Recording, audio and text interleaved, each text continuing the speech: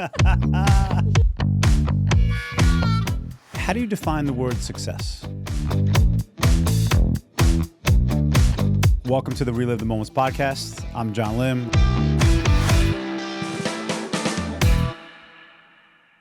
Today's guest is a force, one that I've known for 30 years. Michael Bilt, a seasoned entrepreneur, principal, and licensed public adjuster. Michael has built multiple million-dollar businesses by tackling complex problems head-on and spotting trends long before they become obvious. He started working at just 14 years old, and that work ethic has never slowed down. Michael is one of the hardest working people I know. He is relentless, focused, and always pushing forward in a high-pressure industry where precision and execution matter. He's earned a reputation as a leader who gets things done. Get ready for insights, intensity, and experience. Please welcome to the show my longtime friend, Michael Bilt. Thank you. I'm not sure I deserve all that, but take it. Thank you. Come on, man. Some of that's facts. Like, yeah, you've had multiple multi-million-dollar businesses. It's been a long run, 30 years. You were there in the beginning. You remember, both of us. It's been, It's different if you buy one or you buy a franchise, you work into it. But, for someone who's done it himself, on multiple occasions, like starting over and doing it from scratch, it's probably the dumbest thing that we've ever done. The most rewarding thing that we've ever done. But yeah, it's easier pathways to run a multi-million-dollar business. There's a lot of stuff you hear about people making money doing things, and it sounds real easy. It's never come easy to me. I know to you, we've had to put in the work. So I don't regret it. We're here. We've learned. We're resilient. But yeah. Look, work smarter, not harder, or just work hard all the time, and you get the same place. Right, get the same place. All right, so speaking of that, and I ask every guest the same question to kick off, what's your definition of success? Never giving up. Success is not an end place. Success is constant, and you have to continue to redefine success and continue to chase it. Success is defined by it being sustained over time. Success is not in the moment. I can be successful now. I can have a bad month tomorrow. I can make a bad deal. Nobody's got the Midas touch. You're not going to win everything. Success is a constant effort to maintain. Well, you talk about consistently changing, which you've had throughout all the years. So you were a graphic designer as a kid, a programmer. Claudio, this guy sent me one of the first games I ever played that he built, and it was choose your bathroom stall.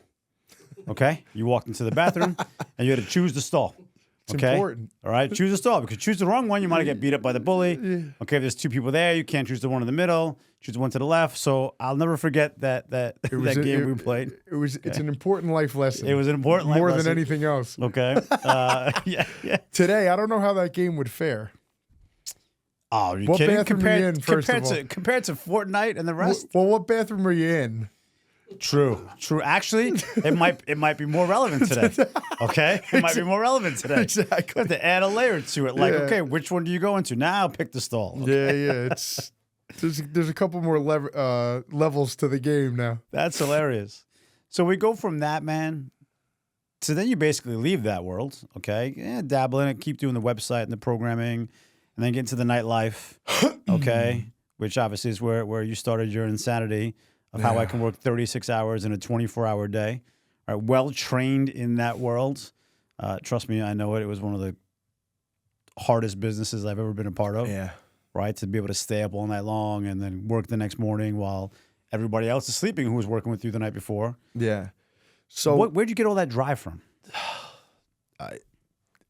I can remember as far back as, early elementary school, trying all for how do I make money? And I don't know what I needed money for in elementary school. But there was always a drive to figure out how to earn earn a living. And if that makes any sense as a grade schooler, I don't know. But I remember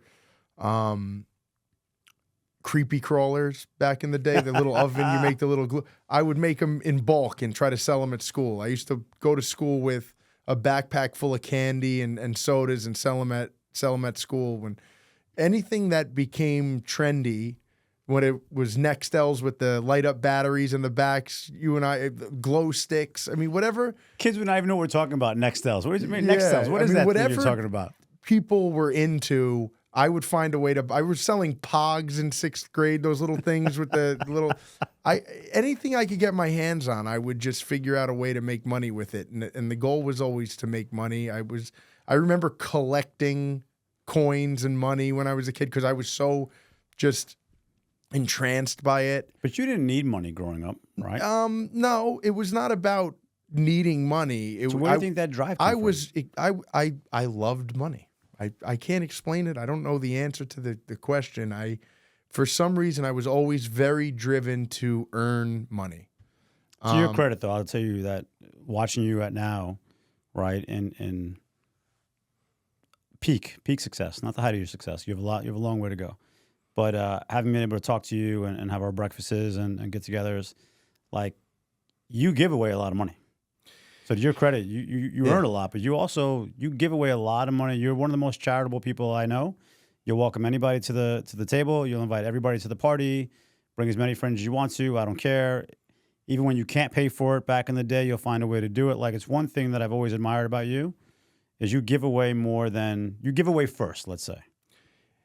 Thank you.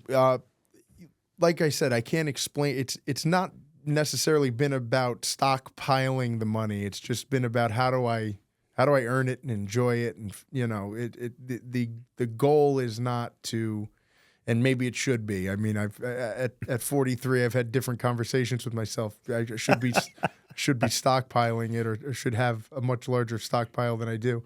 But I mean, the goal has been to find new ways to earn it, creative ways to earn it, find something that I can enjoy to do and at the same time earn a living.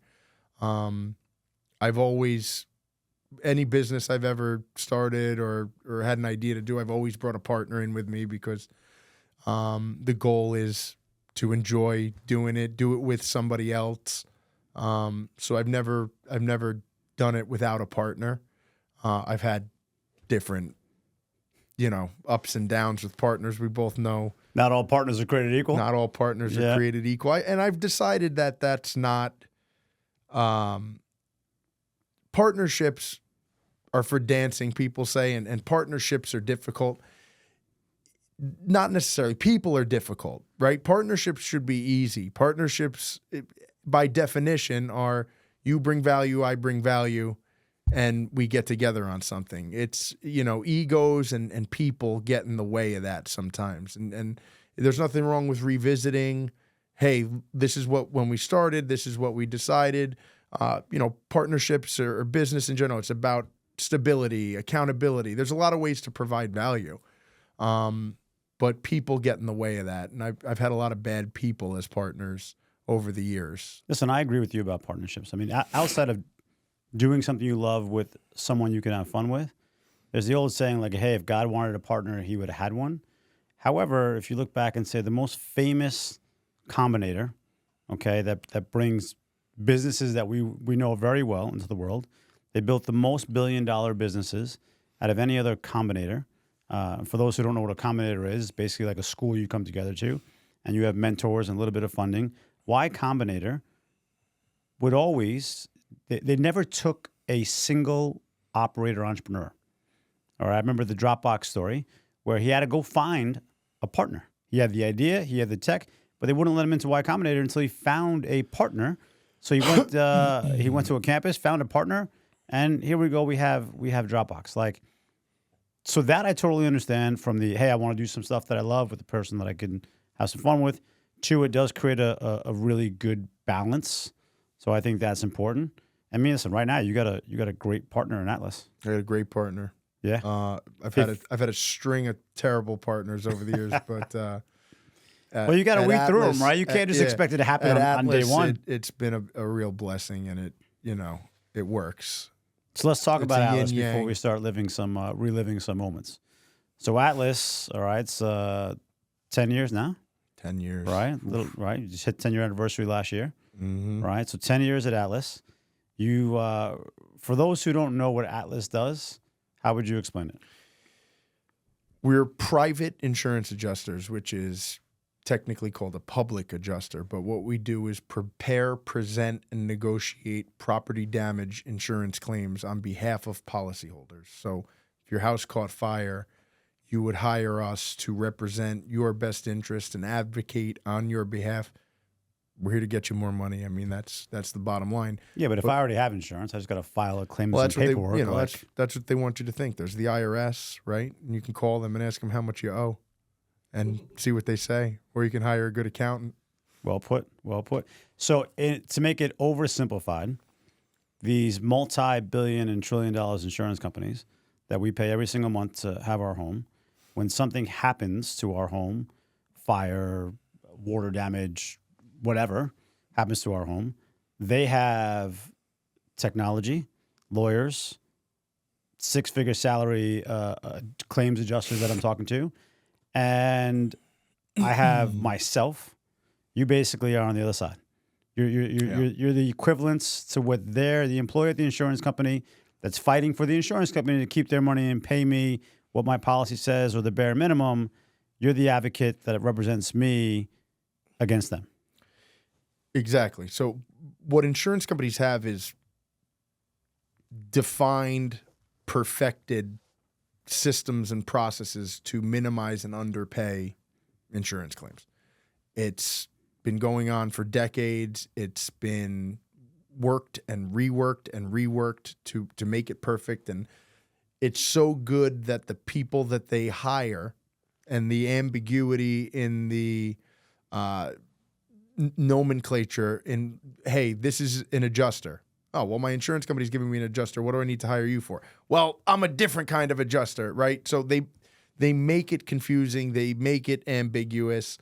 It's all a Broadway show, right? So all of it is to make you think you're in good hands with Allstate, like a good neighbor, State Farm is there, the Traveler's umbrella. I mean, you name the marketing campaign from whatever insurance company, it's designed to create high levels of consumer confidence. There's no industry that has succeeded and criminal enterprise, because insurance company and claim processes it's organized crime at the highest level. And I say that all the time, but it's real.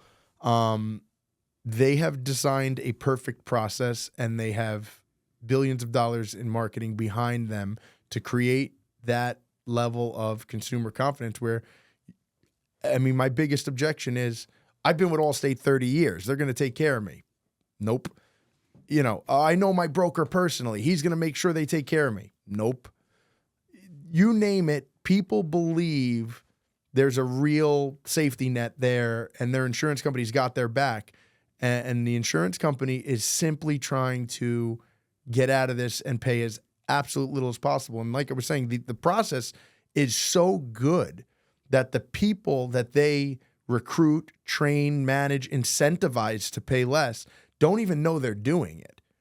They train them so well that they think they're doing the right thing. And they come out and they say, don't worry, Mr. Lim, I got your back. We're going to do the right thing by your family. But the construct in which they're operating is already, fraudulent in some way. They already, the distance they're able to go is already shortened. So right, they're basically put in a box. So that it's a very interesting point you bring up, where if I'm working for Allstate and I'm helping people in the time of their need, I personally feel good about doing so because Allstate has put a system in place that makes me feel good about helping this poor family that just lost their house. Exactly. It's a construct. And I'm doing all I can. Meanwhile, the person who put the plan together, right, has put a plan together to cheat the family. McKinsey. Right? McKinsey put the plan together to cheat the family, okay? McKinsey's hilarious. The plan together to cheat the family, but I'm cheating the family thinking I'm doing good, like it's yeah. John Jones works for Allstate, and he's operating within the construct, right? That's been created to minimize and underpay. And he's paying at the absolute top level of that. That's 25% of what they should get. But he's like, I paid them out as much as I possibly can. Yeah, but the system is broken. Right, the system is broken. It's not you. Right, it's not the person. And then they'll take, there's job fairs at college. They're going to take a guy out of college, not a guy who's swung a hammer ever, right? So they got a guy coming out, and this is the guy telling you how much it's going to cost to repair your house. Meanwhile, the guy has never worked in the trades in his life. It's actually... To their credit, it's genius. Oh, it's because the other perfect. industry that reminds me like that is like the pharmaceutical industry, right, which is exposed, right, the OxyContin type stuff, where you got the drug, you added more heroin to it, okay, then you got the doctors to educate it. The doctors are giving out the pills, thinking they're helping you better because it's better than others in side effects. Then the pharmacist is handing them out, okay. Then the medical centers come, kind of like that college kid. The medical centers come. Oh, you're in some pain because you stubbed your toe. Here's 35 Vicodin, but that was exposed because one, obviously, you had the humans now doing some crazy stuff out there that you couldn't stop people from seeing. But they didn't have what you said earlier, which it didn't hit me until you said it all together. Like, what was the Allstate commercial? You're in good hands with Allstate. You're in good hands with Allstate. Like a good neighbor, State Farm is there. The Traveler's umbrella.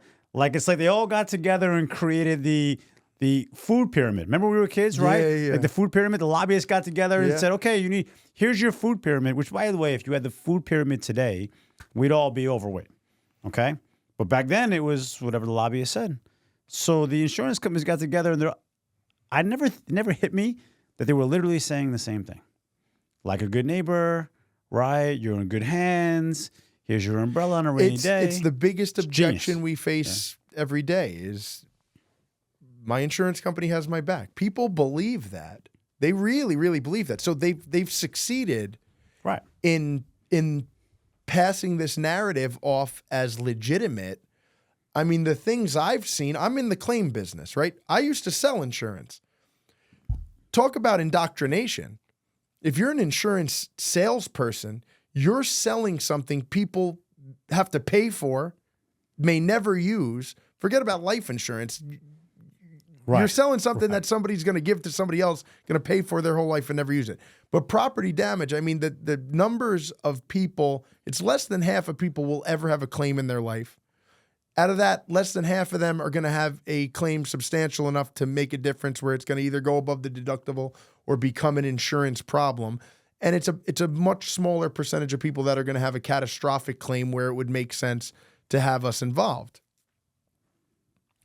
Insurance companies are preying on that majority of people where you're not going to hire an advocate. Of course. So those are going to get paid out at 10, 15 cents on the dollar. And then the bigger claims, they want to create this confidence level where we've got your back and we're going to pay you fairly. But I've seen the worst. I've seen insurance companies offer 10 cents on the dollar on $1 million claims. They start at 30,000, we settle at 300,000. They start at 150,000, we settle it at $1.5 million. I've seen this all the time, and these are the same people that want you to believe, they're rubbing your back and they're going to do the right thing and make sure you're okay. They're not. Which typically you only hear about that during like a hurricane type thing. So let's go back for a second, okay? Because now we're talking about Atlas is 10 years old. Okay, you've helped thousands of families in the time of their need. Not only, okay, because I think it's one thing to say that you help get them more money, but how I know Atlas very well is that you're helping people they're watching their house burn down, okay, and you got people there showing up, blankets and stuff, getting them a home that night, getting them a hot meal. You're helping them move without any agreement they're going to work with you. Yep. You just show up in that time of need, which kind of I think goes back to the testament of who you are and how you give a lot. But you're showing up their time of need to help them as they're watching literally their house burn down, get them to a safe place, get them some clothes, get them a warm meal without any promise of them working with you to help you because they might not need something. Their brother might do exactly what you do, but you still show up there during that time of need and help thousands and thousands of people in this side. Like, how did you get into that business? So I'm in business, right? And it, as much as we are able to give back, we're able to earn a living, right? That side of the business, I'm an insurance claims adjuster. Fires are big claims. Naturally, they're going to be the most competitive claims. Now, we want to, of course, let people know who we are and what we've done and how we've helped others, and things like reviews and marketing and stuff like that will help tell that tale. But there's 10 other guys doing the same exact thing. And the likelihood in most cases... I don't know about the same exact thing. But at the same fire that you're talking about, right. the Don't discredit yourself. No. Yeah. At any fire, there's 10 guys giving out blankets and trying to help. So if we're not there, we've got no opportunity to earn the business. And as a result, we're not going to have any piece of the market share in the fire insurance claim world. So in my business, if you want to have some of that market share, you have to do that. So we've built a business that gives back, but we've also built a business that successfully delivers on our promises. And our promises are, we're going to sort out your problems. We're going to get you the best possible settlement. We're going to make it easy on you. And where otherwise you would be at the mercy of the insurance company playbook, we understand what they're going to try to use against you, and we're going to make sure that doesn't happen. So we're a quarterback. We're an advocate. We get involved and make sure they don't get away with what they would normally try to get away with. We make sure you're paid fairly and adequately, and we walk you through the process. We make sure that this becomes our problem and not something that you have to deal with on top of your house burned down. Agreed. And you guys do it pretty well. So that's an easy part. So let's talk about, because the name of the podcast is Relive the Moments. Let's talk about how in the world you got to that point, right? We talked about earlier graphic design, computer programming, then regular marketing, hustling out there in the streets, to digital marketing, now not having to go bar to bar to bar to try to help them sign up for the website that you built and so forth. How did you go from all of that, which basically is in a marketing in the digital world, to then now being hands-on and creating Atlas? It's a good story. I feel like I've done so many things, all of which gave me a certain bit of experience, all of which I've then combined at the right place and the right time when I was starting Atlas, and they were all able to give me some level of confidence in what we were doing. So, all of those businesses back in the day that we did one thing or another, most of them were either marketing or computer consulting, and then nightlife marketing, and then I got into sales. So I worked at car dealerships. I was a mortgage broker. I was a real estate agent. I was in wealth management, selling life insurance, and then I was in real estate development, and I was always in and around the insurance world, and I have all my licenses and all that. By the time the Atlas opportunity became a reality, and I had worked for a company doing this for a while too, and they weren't necessarily doing things the way that I would do them, and so I had a little bit of a foundational knowledge of the business.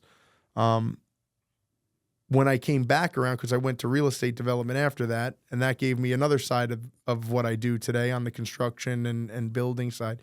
And when I came back to this to say, all right, this is the direction that I'm going to go, it's like everything compiled and came together, and I was like, oh, I need to be able to do this. Oh, I know how to do that because I did it here. And like, it would be nice if I had this knowledge. Oh, I do because I did it here. And all of that, it was like almost, well, you did this journey, and it was crazy and seemingly unrelated at the time, but I've drawn on every one of those experiences throughout my time building Atlas for it to be able to be as successful as it is. And there's a reason that we've been able to, in 10 years, do what has taken most of the competitors, 20 or 30 to be the same size. And I don't think they have the same efficiencies and results, but to be the same size, we've done it in a fraction of the time.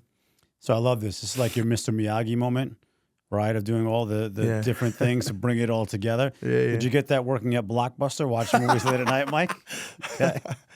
I loved working at Blockbuster, man. We had a blast over there. Most people watching this don't even know what we're talking about. Blockbuster is not a my kids would not know what Blockbuster experience that I drew on when I was doing Atlas. Although maybe in some way, but that was a great job. Yeah, Blockbuster, man. First of all, what a business model. Oh, listen, before we even get the business model, let's just talk about the Blockbuster where we grew up that you used to work in, okay? Because when I used to come into that store, right, everyone's having a good time. Everyone's laughing. It was mayhem. Everyone's fucking around. Like, okay, great. Mayhem is the right way to do it. And it was always at night. Like, you always had the night shift or the weekend shift because we were going to school. But, yeah, man, I remember Blockbuster and you back in the day was just like, okay, these things are late. Yeah, because the rental fees are so bad. Don't worry about it. Relive a moment, a funny Blockbuster story, and Blockbuster's out of business now, so nobody's coming. They have one store. Oh yeah, I saw that. The business is gone. I saw that documentary. Business is gone. Actually. Yes. But Blockbuster themselves have one independent store. Yeah. So I was, good with numbers always. So there was a coupon code, and it was like 30 characters long for free video, free rental. I remembered the coupon code. I used to just type it in, and they couldn't see it on the camera. So everyone, I don't think anybody even paid in that entire town. I don't think anybody paid for videos that knew me for years. So it's no surprise they're out of business. Yeah. But that's a moment. Yeah, that's right. That was great. I never paid for. The only time we got stuck with the return fees. You couldn't get that done. That was all right, man. You guys got to pay. Just. Hey, listen, buddy, I'm giving you a free goddamn movie. Just return it on time. Yeah. Okay. That is a sad business model. Those guys, it's like big box stores today. All of them. It's. But I think Blockbuster's gone because of ego. Again, one of the things that I find extremely impressive about you and the company, like I've seen you walk around the Greenwich Polo Club. Okay, tall. You're the life of the party, okay? You're wearing your pink suit. You're standing out. You're having a good time. And people that would come with me or that would see you would look at you and be like, you're the most egotistical maniac that they could ever meet. And then as soon as they talk to you, anybody that I brought there, as soon as they talk to you, were like, yo, I did not expect him to be that way, right? It's like Blockbuster went down because of their ego. Like no one's going to want to wait for movies in the mail. Streaming's never going to work. Late fees is the greatest. That ego took him down. I feel like your ego, which is really your personality, and again, I go back to the I give a lot. I give first, if you will. That has helped you grow the business and be successful. Where do you think that came from as a kid?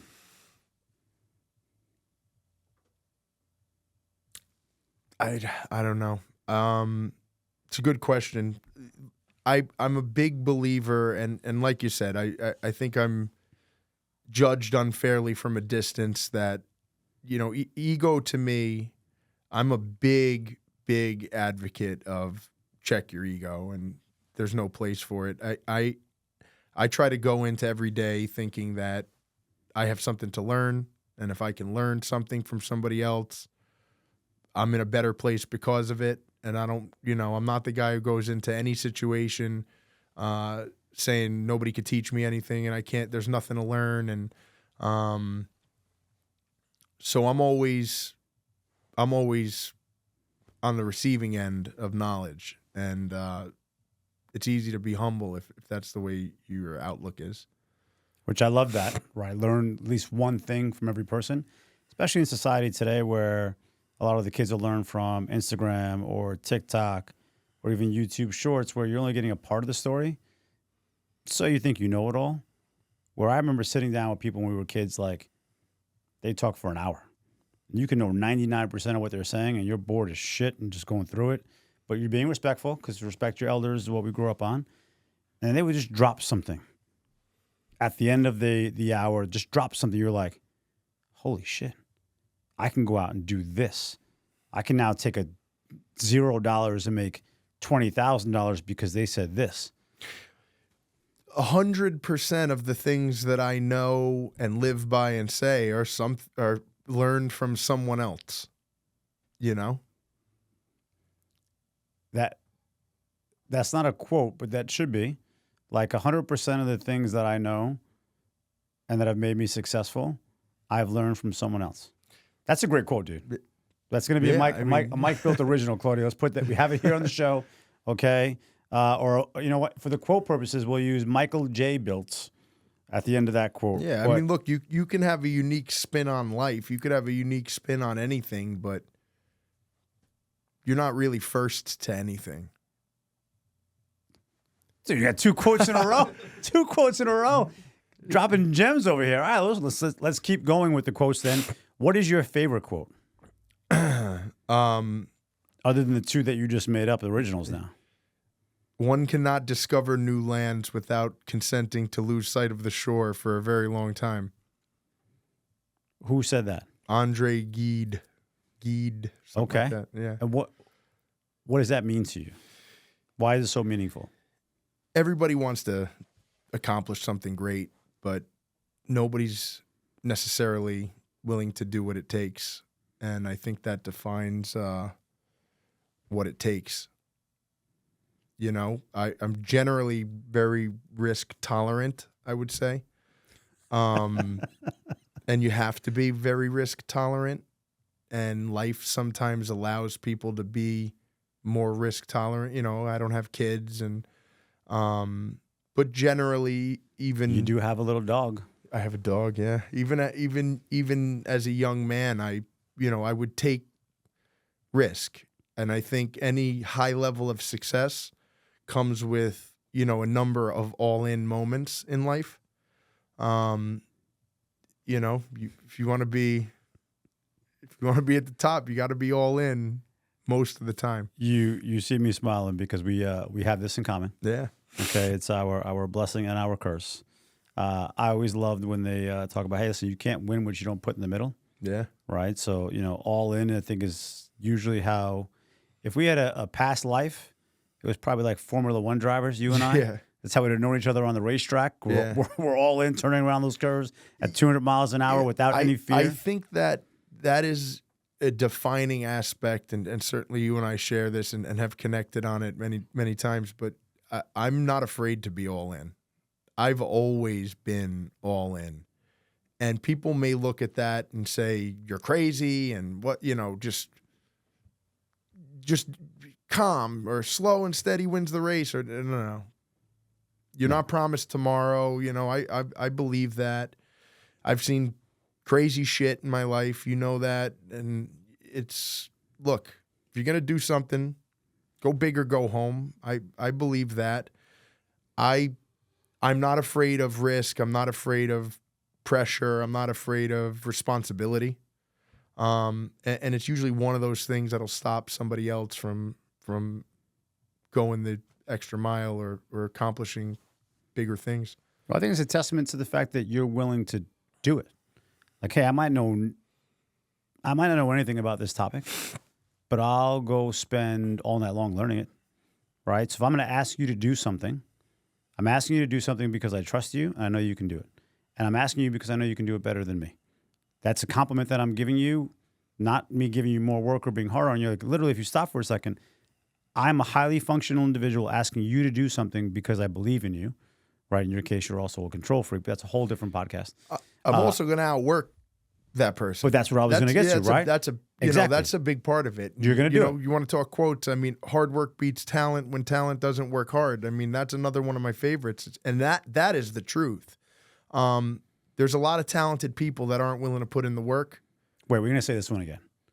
Hard work beats talent. When talent doesn't work hard. Yo, I did not come on this show thinking today when you and I talked that you're going to, have two really dope original quotes, and then you're dropping all these beautiful quotes that I love. That's one of my hard work beats talent when talent doesn't work hard. And it's a generalization, but it's a real thing. Now listen, raw talent with a little bit of work can beat hard work and no talent, but hard work is always going to win. And No, listen, You I know? don't agree with that last statement. I agree with the first statement you made because I used to tell people all the time, like, win 5 to 9. And I would start off this conversation that way. And they'd be like, all right, what are you talking about? Well, look, I'm starting a company, right? I go back to my promotional product days. I'm starting a company. I have nothing, okay? I'm just going to start out of my bedroom and go. Well, from 9 to 5, okay, that's when I have to stay alive. Compete with all the big fish out there that have the marketing dollars, the team, the efforts, calling. I can't compete with them. I just got to survive at 9 to 5. But from 5 to 9, which, by the way, those are the hours of the day I get 2 of, from 5 in the morning to 9 o'clock at night, they're sleeping, they're dreaming, they're doing something. I'm working. 9 to 5, I'm competing, right? I'm staying alive. And then when they're done and they go to the happy hour, the rest of it, from 5 to 9, I'm out there busting my ass again. When I started the real estate technology company, I used to stay after work at 5 o'clock and call the West Coast. So I knew my competitors were not calling on the West Coast. They were done from this side, right? It's 5 o'clock, happy hour. Even if they were there till 6, I still had 3 more hours across the country that I would just call to grab clients that way. I mean, a large set of our clients came from the West Coast in the early days of mobile real estate. So that's the point of, like, you could be super talented. You'll beat me 9 to 5. I can't compete with you. I just have to survive long enough so I can beat you from the 5 to 9, take a little nap, and then come back 5 to 9 and beat you again. So every single day I can win twice. So win the 5 to 9 is what I tell all young kids who want to be entrepreneurs, or even people who just want to be entrepreneurs. Like, 5 to 9 is what you can control, and you can always win the 5 to 9. So I love that aspect of the quote. I do want to go back before we continue to the other quote you said about seeing the shore. Because I think most people just see you as a successful person when you get to the shore. The darkness that entrepreneurs have to go through. And although I've never, like a Viking, okay, you could pass for a Viking, Mike. As a Viking, I've never traveled the seas, okay, with no moon and have to worry about the rocks and the rest and so forth. So I don't know how scary that is, but as I imagine it from the entrepreneurial side, we live in darkness a lot. How are we going to pay the bills? How are we going to pay the mortgage? How about the employees? I just made this deal. It's not working out. I have to handle this. I have to do this, and I have no idea how to get it done, and I have no one to ask or talk to. That darkness that we live in, which we need to survive and thrive in to get to the shore, what has been one of the darkest moments in your business career that you've had to live through to There get to have the been shore? so many. Like I said, success is a journey. It's not a destination, right? So your success is how long can you stay doing what you think or being what you would define as successful. I've started 10 businesses in my life. You were there for most of them, you know. It's something like 85% of startup businesses or new businesses fail within 2 years. Is that? Yeah, Is yeah. that Some that's 2 years. Restaurants are different, but something even maybe even higher. Most businesses don't make $1 million a year in revenue.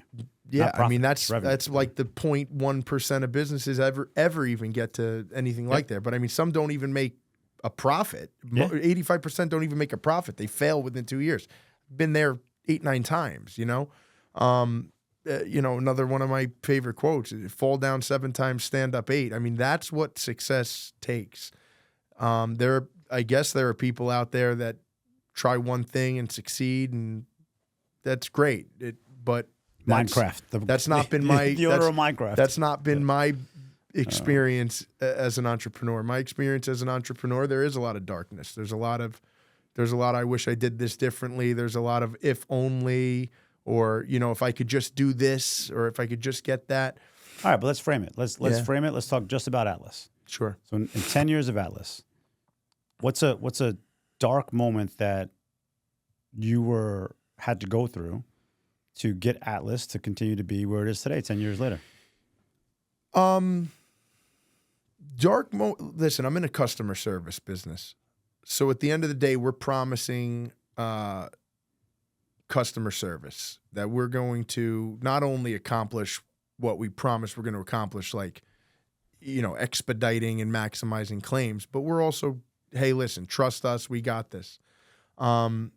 Hurricane Ida is a great example. We did 90 claims in 1 month. What year was September Hurricane 1st, 2021. Okay. And Mamaroneck and Westchester County got absolutely annihilated. I remember the boat was on the railroad tracks. Annihilated. Yeah. So we're a White Plains company, and I'm a Westchester boy, and we were out there, and everybody we know was affected. So it was like we signed 90 claims in a month, but we're still cherry picking. Who, you know, I can't take 1,000. I'll kill myself. You know, you end up signing up 90 people and promising them, hey, we're going to get you through this. But the problem is, going back to, let's talk about the construct of insurance. When you get into things like National Flood Insurance Program and Federal Emergency Management Act, FEMA, these are programs that are government managed and sponsored, because insurance companies basically say, nope, it's catastrophic. We don't want anything to do with it. We're going to lose money. Insurance companies are not in the business of losing money. So they simply say, we don't cover flood. Government steps in and says, okay, well, if you want to write insurance in this state, you have to underwrite a certain amount of flood insurance. That's the National Flood Insurance Program. So there are these absolute bare bone policies that, I mean, if you read the actual policy language, they cover shelter, dirt floors, sheetrock on the walls, hung, not taped, not painted. I mean, the worst that you could possibly imagine. And 2021, we were a much smaller company. You bring on 90 claims in a month, it's an unimaginable amount. And claims in the first, month or so is the most amount of work. Flood claims, twice the amount of work, because it's totally unorganized. It's in volume. It's crazy. And then you have things like under flood insurance, people are not covered for temporary housing. They're not covered for their contents. So now you have people whose homes have been absolutely ravaged and devastated with no coverage for displacement or temporary housing, living on a sister's couch, living in their mom's basement, couch surfing at friends' houses, living in their car. And all I become, in as good as I am, as great as I've ever been, all I become is a conduit for bad news, right?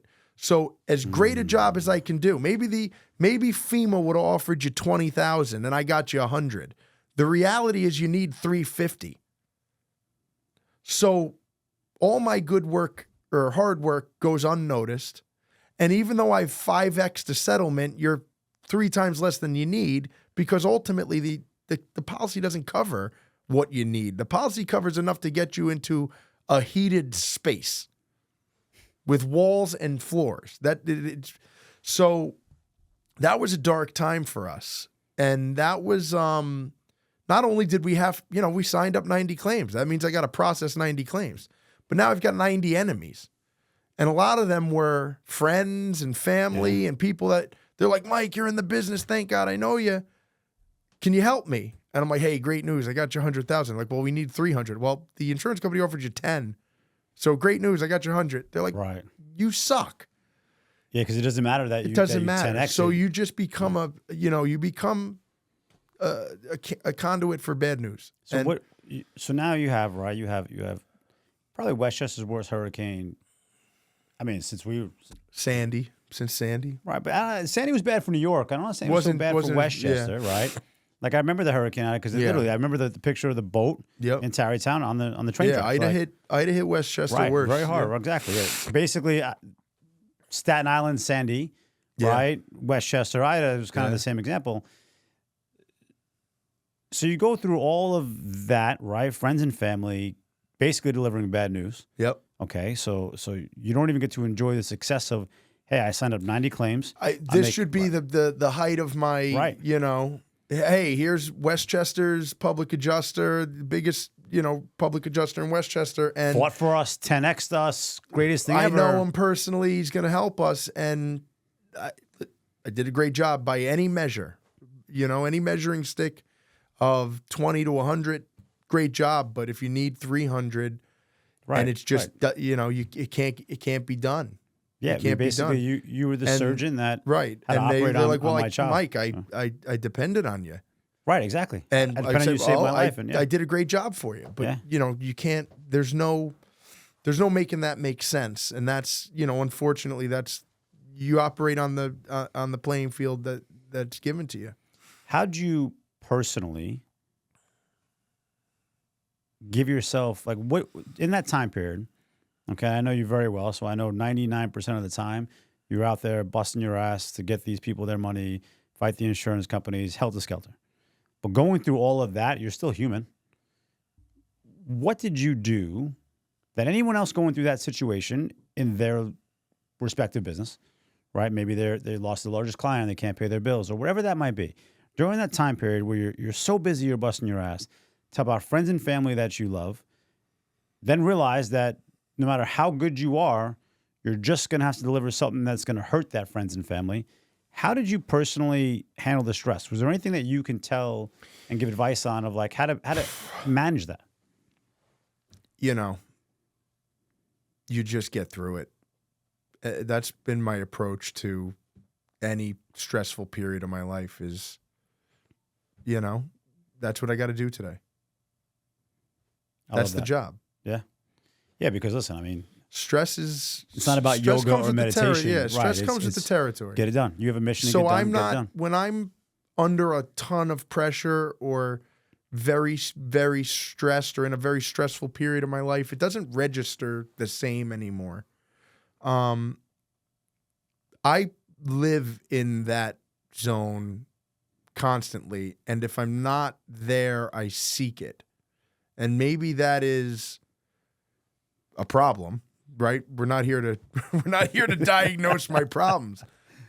But it's balance. Every blessing has a curse. Yin and yang, you said earlier. I seek that space or that zone where you're under pressure and stressed.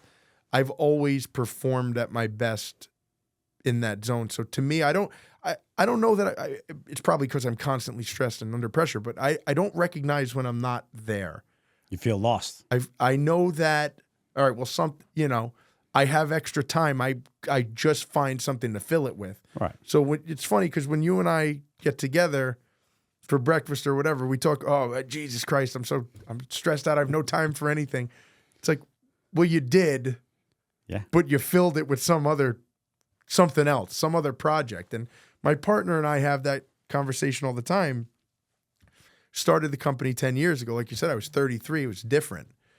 43. And he said, Mike, every time something's going right and we're getting to a place where it's work-life balance or whatever, he's like, you go find something else to fill that void with. So, look, maybe we did a different podcast. We could talk. We'll get you on the Mel Robbins podcast to diagnose that one. Okay, she'll do a great job. The answer is pressure creates diamonds, or whatever. Right. It's for some, you're going to get your best results. Pressure bust pipes. Yeah. And for others, right? There's no beautiful diamond ring walking around this world on a lady's finger without the pressure to build that. Yeah. So I agree. Still the same word, two different results. Depends how you want it. Okay, so as we wrap up, is there anything that you want to share that you're working on right now that people should know about Michael Bilt and his world? I'm looking to take what we've built and expand it into new territories. That's what 2026 is going to be about for us. I mean, there's a lot of private equity activity in our space right now. And I think we've got something special. So I'm looking to, whether we go that direction or not, probably not. We're going to look to, I know the playbook. I don't know that they know it any better than I do. And give me a few good men, and we'll be at the next level of this next time we have a conversation. Well, listen, man, I look forward to watching that. It is fun to watch you grow, how you've grown, knowing you from a kid at Blockbuster when we're running around the neighborhood, whether it's playing video games or talking business or playing football. or hanging out with your crazy cousin, who I still to this day love dearly. I wonder where that guy is. Yeah, true. Maybe he'll true, see man. this and, you know. Yeah, maybe somehow he'll reach out to us in his mindset. Yeah, man, I wish he. I wish he would. Where is that If this guy? podcast gets him to resurface, Yeah, where is like that guy? what was that movie with Tom Hanks when he was stuck on the island? Oh, Castaway. Castaway. All right, so Jay Lynch, if you're a castaway somewhere, do us a favor, reach out to us, man. We'd love to know. Let us know you're alive. Yeah, please do so. It was great having you, man. I really appreciate it. And yeah, I look forward to seeing what's coming up. Pleasure to be here, man. Thank you. I'm sure we'll do this again. We will. Thank you for joining us at Relive the Moments. Like and subscribe, share this. Recommend anybody who you think has a good story to tell. The purpose of this story is to help someone listening get through whatever they're working on, to take them to the next level. We enjoy sharing stories. I'm lucky to have such great people that come on the show. So please share it, like and subscribe. Thank you again for joining us at Relive the Moments.